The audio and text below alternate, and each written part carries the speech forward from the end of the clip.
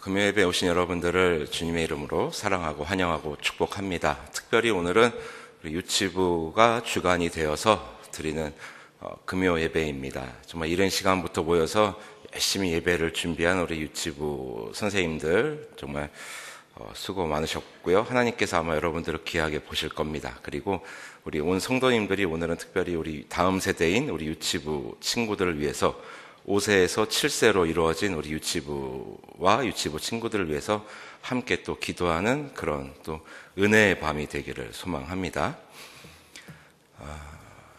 여러분 라면 좋아하십니까? 네. 여러분 라면 다 좋아하시죠? 그러면 저는 라면을 좋아할까요? 안 좋아할까요? 어떻게 하셨죠? 어떻게 하셨죠? 저는 라면을 되게 좋아하는 것을 넘어서 사랑합니다. 그래서 제 삶에 있어서 가장 좋아하는 음식 5가지를 손에 꼽으라 하면은 이 라면을 절대 빼놓지 않고 꼭 손에 꼽습니다. 그래서 여러 가지 라면이 있지만 제가 특별히 정말 애정하는 라면이 하나 있습니다. 자, 과연 무엇일까요? 어쩜 이렇게 답을 다 피해 가십니까? 제가 정말 애정하는 라면은 너구리입니다. 너구리. 그 너구리 가운데서도 빨간색, 빨간 봉지의 너구리를 정말 좋아합니다. 아직 그거보다 맛있는 라면을 이 세계에선 발견하지 못했습니다. 그래서 이 라면을 정말 애정하고 정말 너구리 라면을 좋아하는데 저는 참고로 농심과는 아무런 관계가 없는 사람입니다. 그저 농심과 좀 관계가 좀 있었으면 하는 있기를 바라는 그런 사람 중에 하나인데 특별히 너구리가 가장 또 맛있는 때가 있습니다. 바로 언제 가장 맛있냐면 밤 11시 넘어서 끓여 먹는 너구리는 정말 무엇과도 바꿀 수 없고 무엇과도 비교할 수 없는 그러한 맛을 지닌 음식으로 이제 변하게 되지요. 그래서 이 너구리 라면을 먹을 때 여러분 가장 맛있게 끓이는 방법을 여러분 알고 계십니까? 가장 맛있게 끓이는 방법. 아마 여러분 들으시면은 아하 그러실 겁니다. 그 라면 봉지 뒤에 있는 방법대로 끓이는 게 가장 맛있게 끓이는 방법입니다.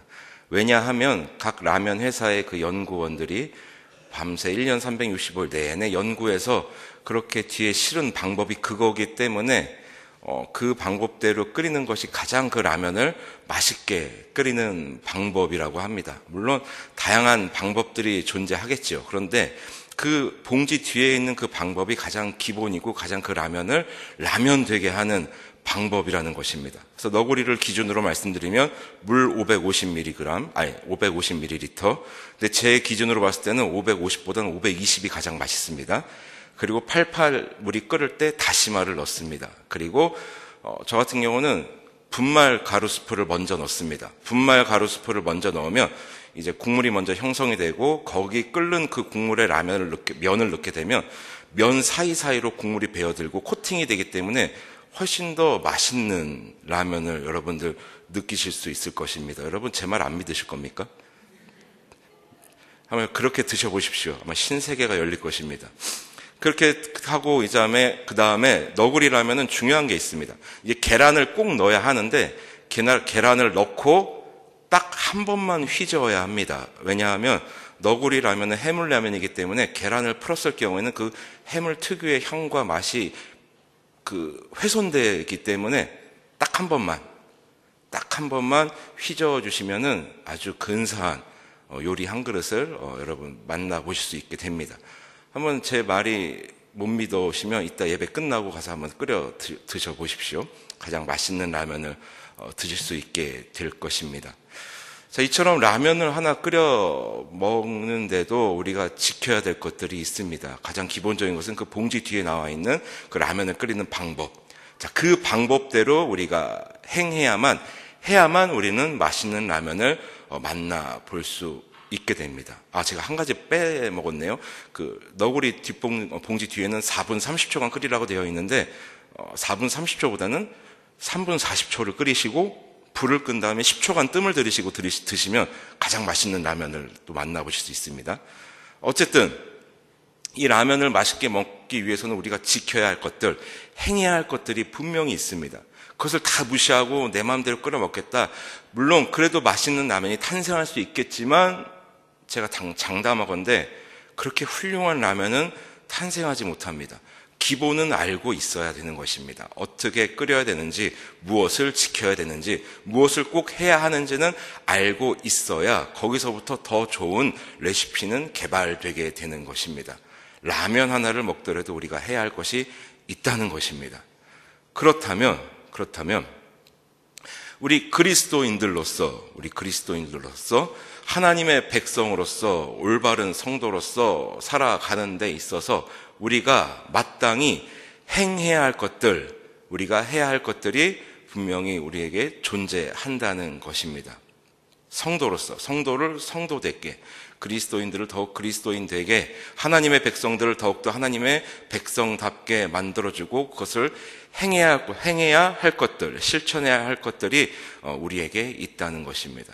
그것이 과연 무엇인지 오늘 사도 바울의 이야기에 더 나아가서 그 성령 하나님의 그 음성에 귀 기울이는 그러한 밤이 되기를 소망합니다.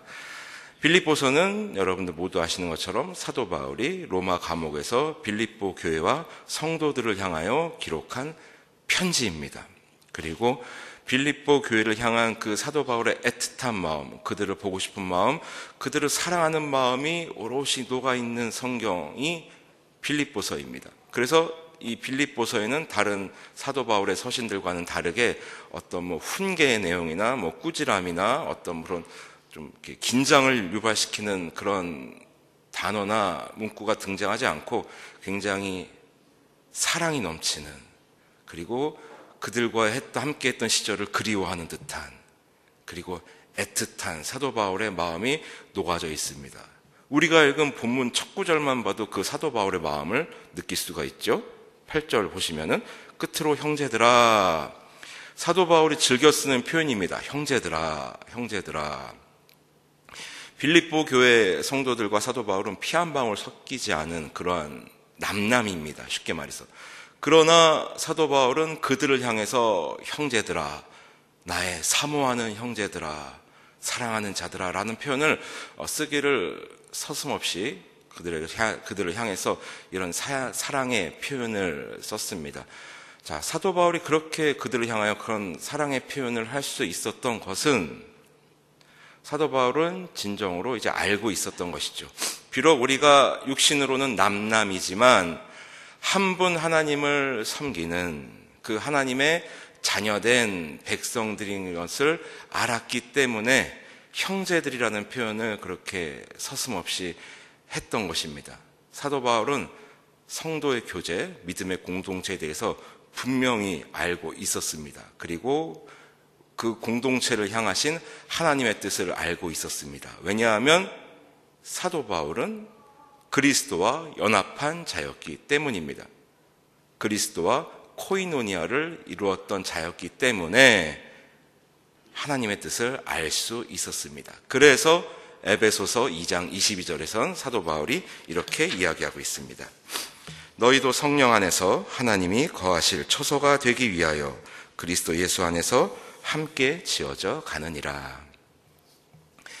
그야말로 믿음의 공동체는 남남 다른 사람들이 모여서 한 믿음 안에서 함께 성령 하나님으로 인하여 함께 지어져 가는 존재임을 사도 바울은 알고 있었고 그것을 실천했고 또 그것을 권면하게 되었던 것이지요.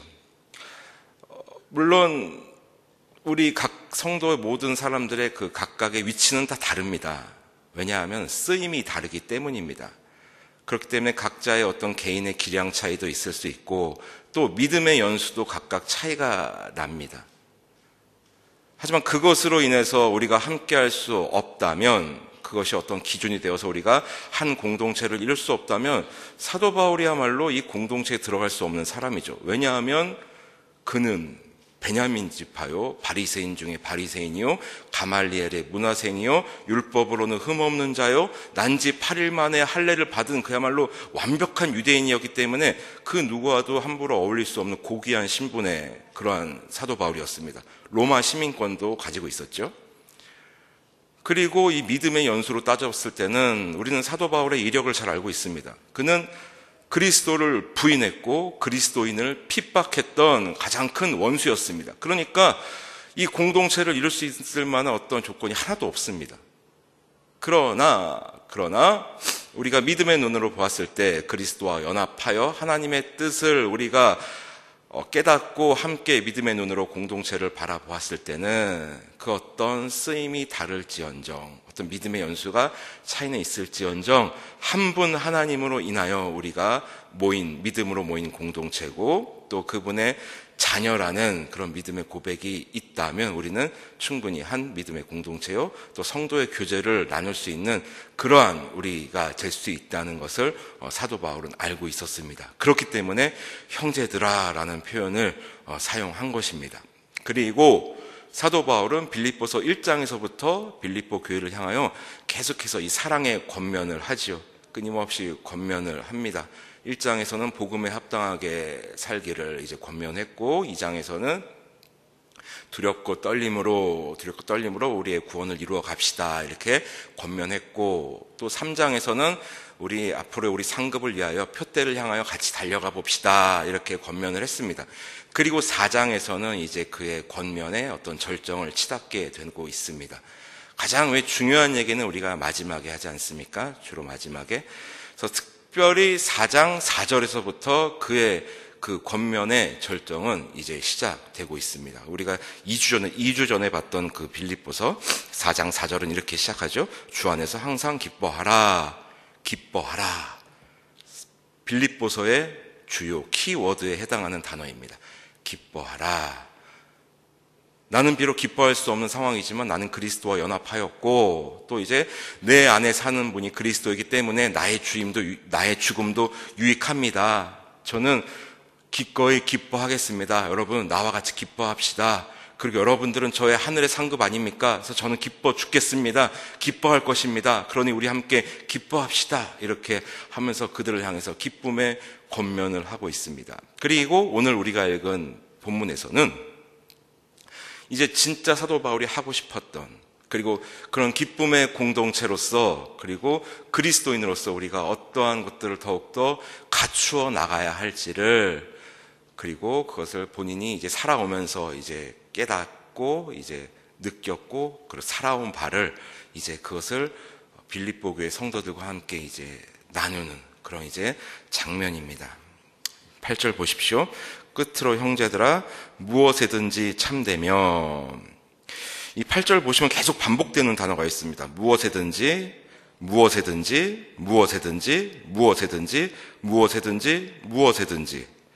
이 무엇에든지라는 단어를 이렇게 바꾸면은 또 굉장히 새롭습니다.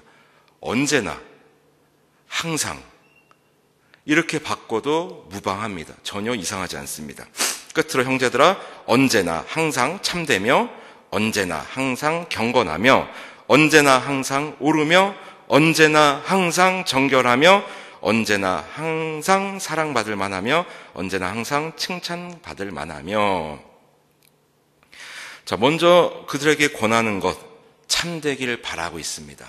언제나 항상 참되길 바랍니다. 여러분 이 참이라는 말이 의미가 무엇입니까? 참 진짜 아닙니까? 순도 100%, 참깨, 참기름, 진짜 깨, 진짜 기름이라는 그런 의미죠. 참, 순도 100%. 그리고 또 하나의 의미가 있습니다. 가득 참이라는 뜻이 또 있습니다. 가득함, 가득 참, 가득 찼다, 참 그런 의미도 있습니다. 사도 바울의 이 권면에는 이런 의미도 포함되어 있는 것입니다. 물론 우리가 그리스도인으로서 진짜 그리스도인이 되고 진짜 성도가 되어야 하겠습니다. 그러려면 우리의 속을 무엇으로 채워야 된다는 얘기입니까? 우리의 속을 하나님의 말씀으로 가득 채울 때 우리의 속에 하나님의 말씀으로 가득 찰 때 우리는 진짜가 될 수 있는 것입니다. 그 얘기를 하고 있는 것입니다. 그리고 또 얘기합니다. 무엇에든지 언제나 항상 경건하며, 이 경건하다의 사전적 의미는 공경하는 자세로 삼가고 조심함, 뭐 이런 뜻이라고 합니다. 우리는 경건 딱 하면은 굉장히 거룩하고 어떤 뭐 이렇게 품이 있는 이런 거를 이제 생각하는데, 뭐 그게 틀린 건 아닙니다만, 이 경건을 좀 더 우리 그리스도인식으로 얘기하자면 하나님 앞에 매 순간 예배하는 자세로 살아가는 것, 그리고 하나님을 두려워하는 것. 근데 여기서 말하는 두려움이란 공포가 아닙니다. 여기서 말하는 두려움이란 하나님과의 나 사이가 틀어질까, 하나님과의 관계가 멀어질까, 그것을 두려워라는 것입니다. 왜 우리가 누군가를 사랑하게 되면은, 연애를 하게 되면 굉장히 설레기도 하고 기쁘기도 하지만 또 한편으로는 겁도 나지 않습니까? 아, 이 사랑이 깨지면 어떡하지? 이 사랑이 훼손되면 어떡하지? 나의 어떤 작은 실수로 인해서 우리의 관계가 흐트러지면 어떡하지? 이런 두려움이 여러분 없으셨습니까? 저는 굉장히 그 두려움이 컸습니다. 그래서 그 두려움이 너무나 커서 그때 만났던 자매와 아직도 살고 있습니다. 그때 만났던 자매랑.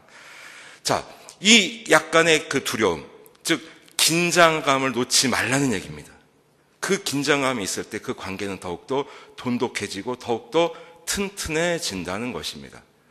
즉 하나님과의 관계, 하나님 앞에서 경건을 유지하십시오. 하나님과의 그 긴장감을 유지하십시오. 하나님께 예의를 지키십시오. 매 순간 하나님을 향한 예배자의 자세로 살아가십시오. 자, 그러할 때 진짜 참된 성도가 될 수 있습니다. 그리고 언제나 항상 옳으며, 자, 옳음, 옳다, 올바르다. 자, 올바르다라는 의미는 뭐 똑바르다, 곧다 이런 의미가 있을 수 있겠죠. 근데 우리 그리스도인들에게서 있어서 올바름이란 무엇이겠습니까? 나의 뜻대로 사는 것이 아니라 하나님의 뜻대로 사는 사람이 옳은 것입니다.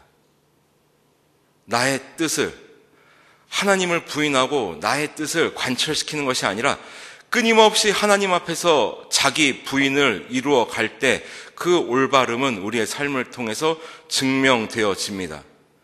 하나님 앞에서, 예수 그리스도 앞에서 자기 부인이 사라진다면, 자, 우리는 어떤 존재가 되느냐? 우리가 한 달 전에 살펴보았던 그 3장 18절에 보시면 그리스도의 십자가의 원수가 되어버립니다. 3장 18절에 나와 있는 그리스도 십자가의 원수.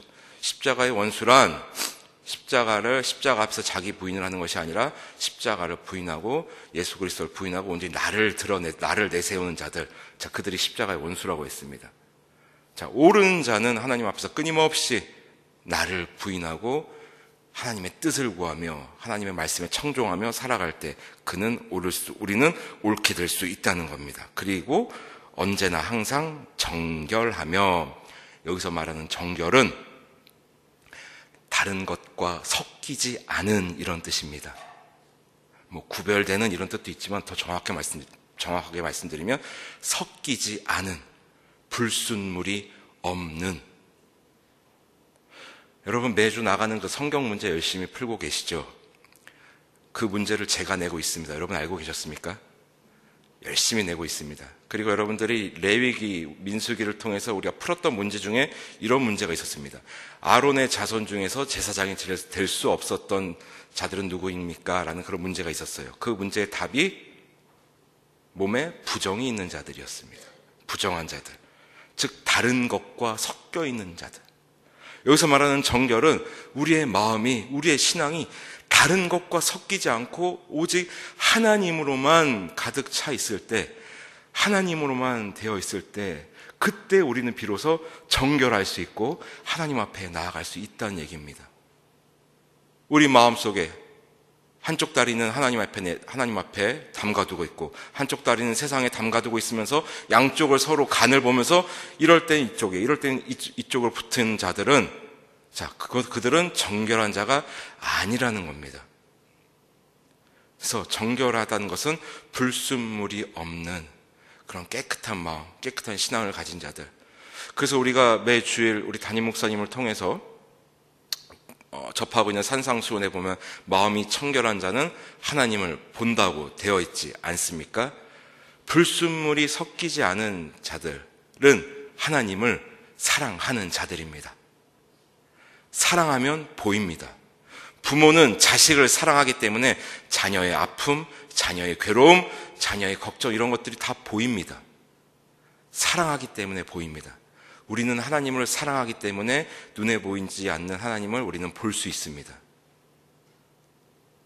우리가 정결할 때 그것이 가능한 것입니다. 그리고 언제나 항상 사랑받을 만하며, 이 사랑받을 만하며의 이 좀 더 직역하자면 사랑의 마음을 유발시키는 자란 뜻이라고 합니다. 사랑의 마음을. 즉 우리가 누군가 함께 있을 때, 우리 다른 이로 하여금 우리를 봤을 때 정말 쉽게 말하면 이뻐 죽겠다, 정말 함께 하고 싶다, 같이 섬기고 싶다, 같이 있고 싶다, 어떤 이성 간의 감정을 말씀드리는 것이 아니라 함께 있음으로 해서 마음의 풍요로움, 신앙의 풍요로움을 느낄 만한 그런 자들이 되어 달라는 것입니다. 그런데 이 사랑받을 만한 이런 품성은, 이런 것들은 저절로 나오는 것이 아닙니다.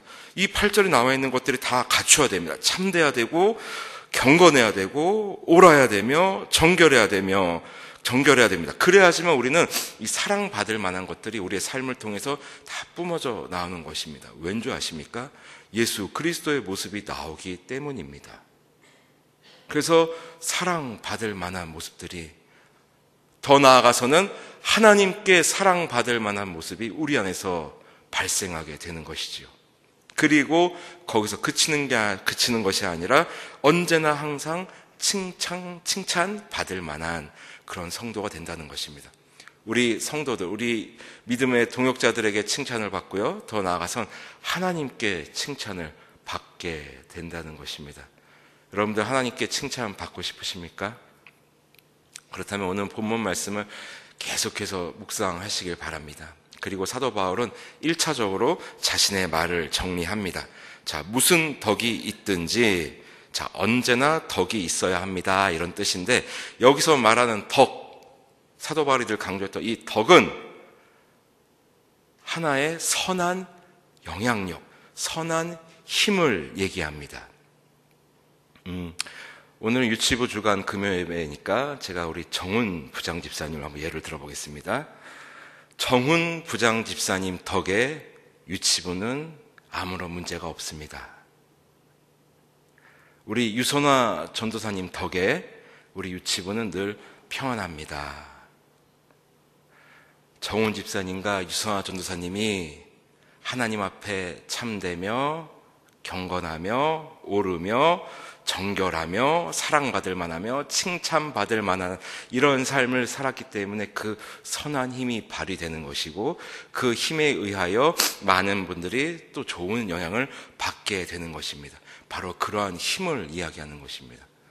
여러분, 우리는 사도 바울 덕에 우린 더욱더 하나님 앞에 나아갈 수 있는 그런 많은 방법들을 얻고 있습니다. 먼저는 그의 삶을 통해서, 그리고 그가 기록한 성경을 통해서 우리는 더욱더 하나님께로 나아갈 수 있는 그런 여러 가지 방법들을 모색할 수 있습니다. 사도 바울 덕분입니다. 그 덕이 우리에게 있어야 된다는 것입니다.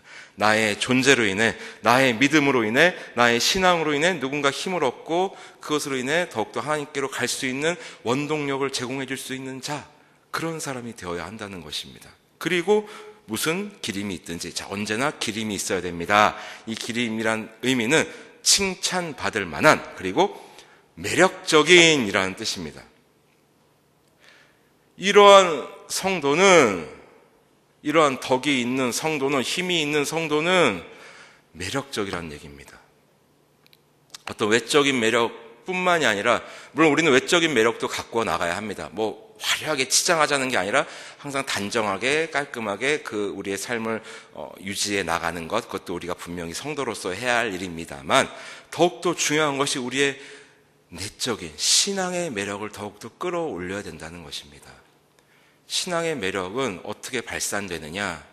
우리가 예수님 닮아갈 때 발산되는 것입니다. 사도 바울은 지금 그것을 권면하고 있는 것입니다. 그리고 9절에서 이제 마무리를 짓습니다. 이러한 성도들이 되어 주십시오. 그래서 여러분들은 내게 배우고 받고 듣고 본 바를, 배우고 받고 듣고. 잘 보십시오. 사도 바울은 교만한 자가 결코 아닙니다. 이제 그 빌립보서에 보면 이제 뭐 나를 배우라, 나와 본받으라, 뭐 나를 좀 이렇게 뭐랄까 본인을 뽐내는 듯한 문구들이 많이 나옵니다. 그런데 그것은 어떤 본인의 어떤 의의를 드러내거나 또 여러분들보다 훨씬 낫다는 것을 이제 증명하는 것이 아니라 내가 살아 있음으로 해서 여러분들에게 조금이나마 유익이 된다면 저는 그렇게 하겠습니다. 그러니까 여러분 저를 보고 힘내십시오, 이런 의미입니다.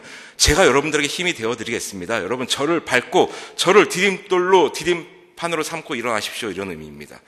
자, 그런 의미로 보시면 되겠습니다. 내게 배우고 우리 함께 하나님의 말씀을 함께 공부하고 함께 묵상했던 때를 기억하십시오. 그리고 받고. 우리가 그러므로 해서 받았던 은혜들을 기억하십시오. 자, 들었던 것. 자, 그러면서 우리가 함께 나누었던, 들었던 그 하나님의 음성을 기억하십시오. 그리고 마지막으로 본 바를. 자, 여러분, 제가 살았던 저의 모습을, 저의 삶을 기억하십시오. 비록 저는 그리스도의 원수로서 살아왔지만, 그러나 그리스도를 만난 후 저는 그래도 성도로서 최선을 다해서 살아가기 위해서 애를 썼습니다. 노력했습니다. 그렇게 살아왔습니다. 여러분, 저의 삶을 기억하십시오. 그리고 저의 삶을 보셨다면, 자, 그 다음 단어, 행하라. 배우고 받고 들은 것을 그냥 그렇게 끝내는 것이 아니라 그것을 본 바를 행하라, 움직이라. 사도 바울에게 있어서 믿음은 곧 행함이었습니다. 믿음은 가만히 앉아서 아무것도 하지 않고 그저 주님 오실 때까지만 그날 기다리면서 가만히 있는 것이 아니라 그에게 있어서 믿음은 철저히 행함이었습니다. 믿음은 곧 행함이었던 것입니다. 그래서 이야기합니다. 그렇게 우리가 행한다면 평강의 하나님이 너희와 함께 계시리라. 이 구절은 7절과도 이제 비슷합니다. 너희의 마음과 생각을 지키시리라. 무슨 말입니까? 우리가 그렇게 행하면 하나님께서 우리와 동행하시면 우리의 믿음을 지켜주실 것입니다. 그런 의미입니다. 그렇게 여러분 살아가십시오. 그렇게 여러분들 믿음을 삶으로 증명해 내십시오. 이러한 삶을 살아가신다면 하나님이 여러분과 동행하시며 여러분들의 믿음을 지켜주실 것입니다. 자, 그러므로 무엇에든지 사랑받을 만하며 또 매력적인 우리 사랑하는 성도 여러분, 사도 바울의 이 권면, 오늘 우리에게 하는 권면이 아니겠습니까? 성령 하나님께서 오늘 우리에게 주시는 말씀이 아니겠습니까? 하나님께서 우리에게 믿음을 주신 이유는 무엇이겠습니까? 그 믿음을 삶으로 보여 나타내기를 바라는 그런 마음, 우리의 삶으로 그리스도를 나타내고 우리의 삶으로 그리스도를 증거해내는 것, 그것이 바로 하나님께서 우리에게 믿음을 주신 가장 큰 목적이라는 것을 사도 바울은 이야기하고 싶었던 것입니다. 그래서 사도 바울에게 있어서 믿음은 행함이었고 그에게 있어서 믿음은 명사가 아니었습니다. 그에게 있어서 믿음은 철저하게 동사, 움직이는 것이었습니다. 바라기는 우리의 믿음이 명사가 아니라 동사가 되기를 소망합니다. 그야말로 무엇에든지 참되며 무엇에든지 경건하며 무엇에든지 오르며 무엇에든지 정결하며 무엇에든지 사랑받을 만하며 무엇에든지 칭찬받을 만하며 무슨 덕이 있든지 무슨 기름이 있든지 이것들을 생각하며, 그리고 오늘 하나님 말씀을 통하여 우리가 배우고 받고 듣고 본 바를 행하는 우리가 되었으면 좋겠습니다. 우리가 그러한 삶을 견지하며 살아갈 때 하나님께서는 더욱더 우리에게 큰 힘을 허락해 주실 것입니다. 무엇보다 우리에게 큰 덕을 선물해 주실 것입니다. 우리의 그 덕으로 인하여 우리의 믿음의 후배들은 힘을 얻고 더욱더 그들의 믿음을 정진해 나갈 수 있는 힘을 얻게 될 것입니다. 그러한 일에 쓰임받는 우리 부평 동부교회 모든 성도님들, 그리고 특별히 우리 유치부 모든 선생님들, 또 우리 부장집사님, 우리 전도사님 되시기를 주님의 이름으로 소원합니다. 하나님 감사합니다. 하나님, 우리는 소망합니다. 무엇에든지 참되며 무엇에든지 경건하며 무엇에든지 오르며 무엇에든지 정결하며 무엇에든지 사랑받을 만하며 무엇에든지 칭찬받을 만하며 무슨 덕이 있든지 무슨 기림이 있든지 이것들을 생각하기를 소망합니다. 그리고 생각하는 것에서 그치는 것이 아니라 하나님께로부터, 성령 하나님께로부터 배우고 받고 듣고 본 바를 행하기를 소망합니다. 우리의 삶에 있어서 그것을 우리의 삶으로 표현해내기를 소망합니다. 우리가 그런 삶을 견지하며 살아갈 때 평강의 하나님께서 우리와 함께 하시는 줄 믿습니다. 우리 그 하나님을 붙잡고 날마다 승리할 수 있는 우리 모두가 되게 하여 주옵소서. 더욱더 그리스도인의 모습을 잃지 않는 우리 모두가 되게 하여 주옵소서. 감사드리며 이 모든 말씀 우리 주 예수 그리스도 이름으로 기도드립니다. 아멘.